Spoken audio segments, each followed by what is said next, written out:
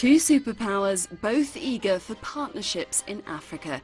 But in recent months, China and the United States have joined forces to tackle some of the continent's major challenges. They are both industrial giants, and economic progress can be obstructed where there are problems, there are instabilities.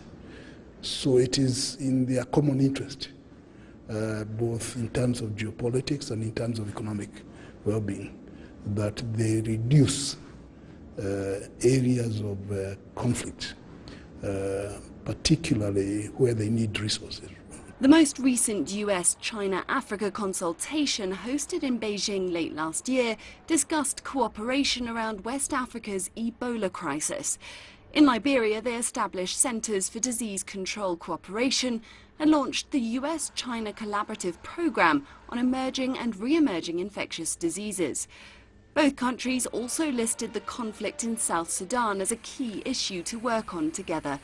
China has oil investments at stake, while the US has a vested interest in the success of a country that became independent from a referendum it supported. The two nations participated in the peace process and jointly pushed for an end to the conflict. In recent years, calls have grown for more collaboration between China and the US in the fields of security and development, which some say would impact positively on the continent. The needs of Africa, the continent, are so big. And the trend in Africa right now is to cooperate with anyone who wants to cooperate. So if the West wants to cooperate with Africa in a positive manner, many African countries are open. If the Chinese want to cooperate with Africa, it's actually a new form of non-alignment. They're not saying that we are pro-West or anti-West or pro-East and anti, no. It's just cooperating with whoever wants to cooperate.